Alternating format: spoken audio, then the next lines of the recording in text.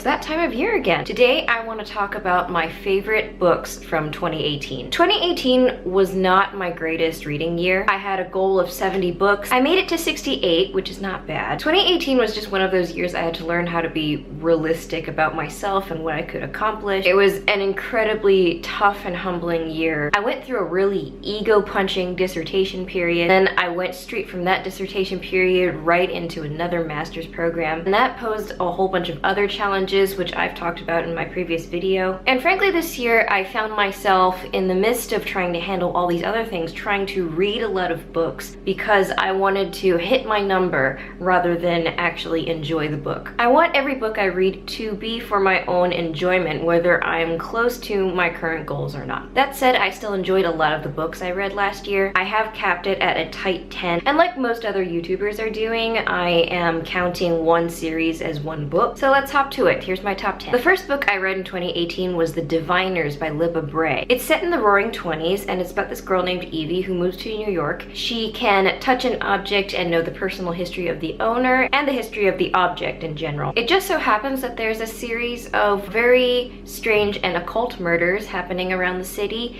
and she finds her power coming into use. The characters were really colorful in the story. It was a really nice plot and a really interesting premise, but I'm always really impressed by Libba Bray's character work. There was really nice representation, but the representation wasn't used to completely define a certain character. Another thing I enjoy about Libba Bray's writing is she gets the atmosphere of a period really well. I read the first book of her Great and Terrible Beauty series. It's also kind of like that. She really captures the glamour but also the grit of the 1920s. I have the next book, Lair of Dreams, on Audible, so I can't wait to get into that. The next book is a non-fiction book, but about fiction books. It's called A Jane Austen Education by William Deresiewicz. William Deresiewicz is a really famous literary critic, and in this book he writes about writing his PhD thesis on Jane Austen. He focuses every chapter on one Jane Austen book and what it taught him. And through exploring each Jane Austen book and relating it to his life, he draws a lot of life lessons from her. He learns to be a better student and a better romantic partner and a better friend, and also how to cut out toxic people in his life. To me, this book is further proof why more guys need to read Jane Austen. There's a misconception in the world of male readers that Jane Austen is for girls and is really just chick lit, but also it's really good social commentary with really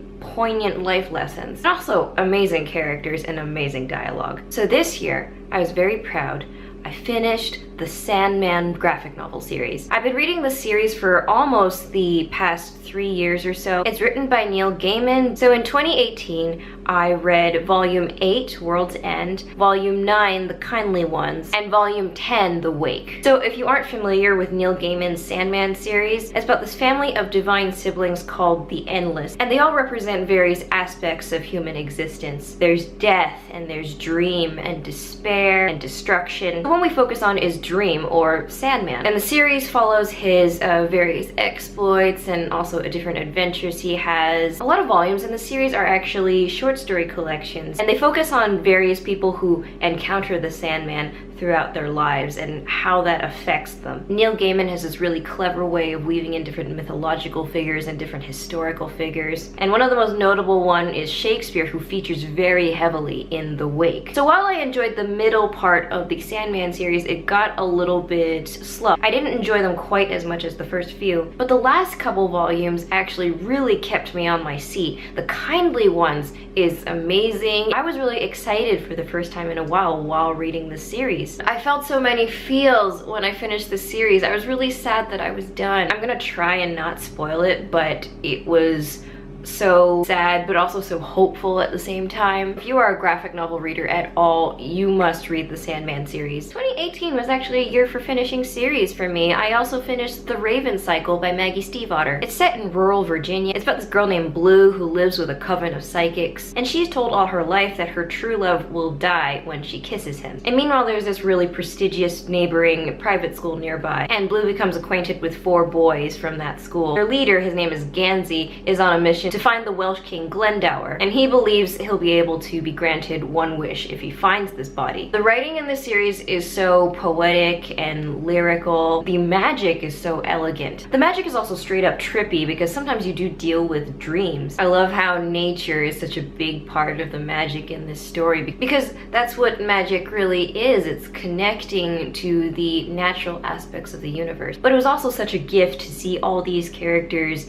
come into themselves and become more confident about who they want to be. And the payoff in the final volume is amazing. Next, there's City of Glass, which is the third volume of the Mortal Instruments series by Cassandra Clare. If you read a lot of YA fiction, then you don't need much introduction to this series. There are 6 books in the Mortal Instruments series, and I think this book bookends the first half of the series. So if perchance you're not familiar, it's about this girl Clary whose mother disappears one day and discovers she's been concealing her identity from her entire life. She's actually a shadow hunter, and they're basically this set of warriors with angel blood. And their mission in life is to fight off demonic hostile forces. I'm gonna try and not spoil this series in case a lot of you haven't read it yet. It was a bit slow in the beginning, but then the action got really fast-paced about 60% into the book. But the end scene was so epic and beautifully done. So it was my favorite book in the series so far. It feels like this book completes a certain arc in the series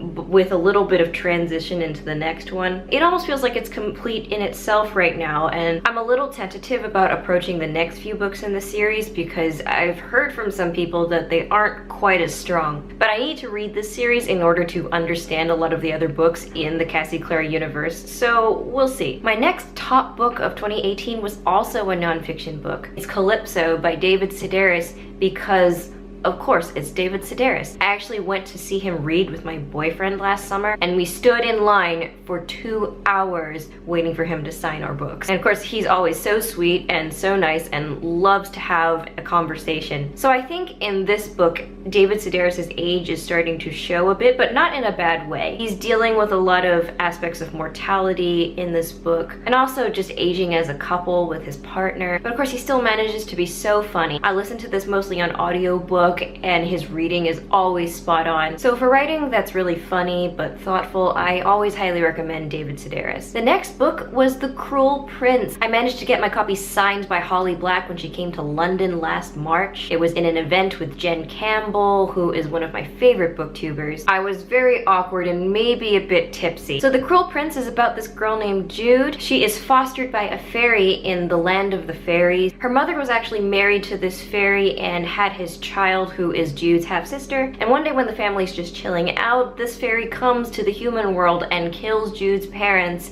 and brings all the kids to the fairy world. And in that world, Jude and her other human sister are really bullied and beaten down by the other fairies who don't think they belong. And one day, Jude has had enough and she decides to become a spy for one of the fairy royalties in order to better her status in this world. I love fairy stories in general, but I identified deeply, subliminally with Jude. I really understand that mentality of being beaten down so much that you just can't take anymore, and everyone is saying, oh no, don't do that, just keep your head down, but you just can't take it anymore. I love seeing all the fairy politics, and also in general Holly Black's illustration of the fairy world in contrast with the human world. Fairy is so intense and magical and dreamlike, and the human world has its own pleasures, but Jude can't really relate to them anymore because she grew up in fairy her entire life. And so why would she not want to belong in the world where she was raised? In particular, she bashes heads a lot with Prince Cardan, who is one of the king's younger sons, but they kind of grow to respect each other after a while because the political needs of the court kind of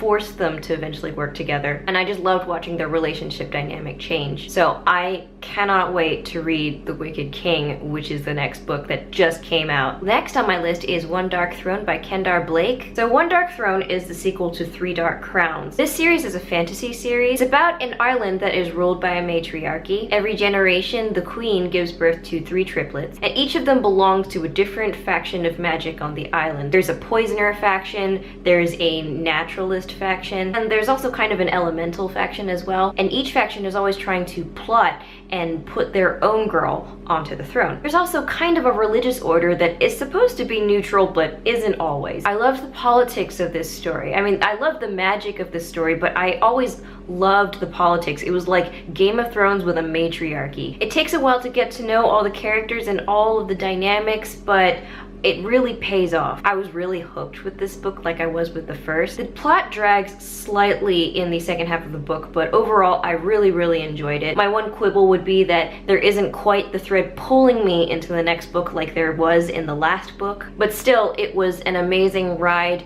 This is one of my favorite fantasy series in the last 3 years, and of course I can't wait to read the next book, Two Dark Reigns. My next book is another Neil Gaiman book. It's called Anansi Boys. It's set in Neil Gaiman's American Gods universe. So if you've read American Gods and you're familiar with Neil Gaiman's incarnation of Anansi, you'll find something quite familiar here. So the story is based around this guy called Fat Charlie. He's not exactly a loser, but he's not anything amazing either. His fiance doesn't even really think much of him. He grew up with this really embarrassing father who was always here and there and playing all kinds of pranks on him, and he was absolutely sick of it. But then one day his father dies and he travels to Florida for his funeral, and there he encounters his brother who he never knew he had. It turns out they're both sons of the god Anansi. So Fat Charlie wants to get to know his brother better, so he invites him into his life, but then his brother starts to wreak havoc on his life. He's got all these amazing godlike powers and he can sort of enchant people around him, so he uses that to steal Fat Charlie's fiance and also impersonate him at work. And that puts Fat Charlie on a quest to essentially rid himself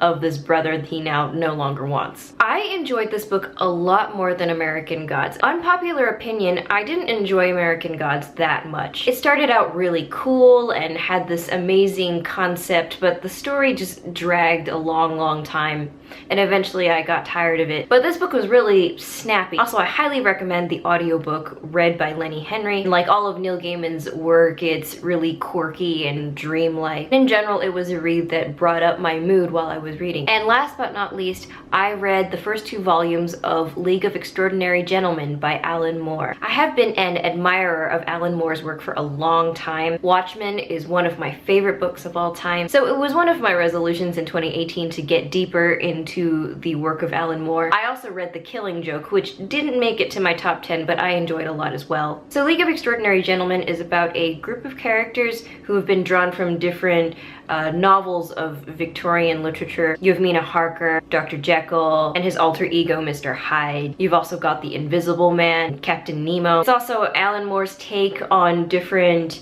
sci-fi Victorian novels if these different characters were involved. He has them encounter Moriarty from the Sherlock Holmes books, and also he has them participate in the events of War of the Worlds. It was a really amazing concept and he does it so well. The art in his books is always so detailed. He has a way of signifying events happening in these slight small changes in the panels. The gender politics, mind you, are a little bit problematic. Sexual assault features in this book and it's kind of brushed off like it's nothing. The Invisible Man storyline was a little bit frustrating for me, particularly in how the group finds him. I won't go too deeply into it, but essentially they stop him from committing more acts of sexual assault, and then they're just like, come on, you're on our team, which felt a little wrong to me, but in the grand scheme of the story, I was able to get over it. Overall, I still found it a clever series. I loved the nuanced ways in which Alan Moore was able to weave these different literary characters together and these literary events. The 2 volumes I read were the 2 official volumes, but I know there are other books in the series. We can see if the gender politics get any better. So those are my top 10 books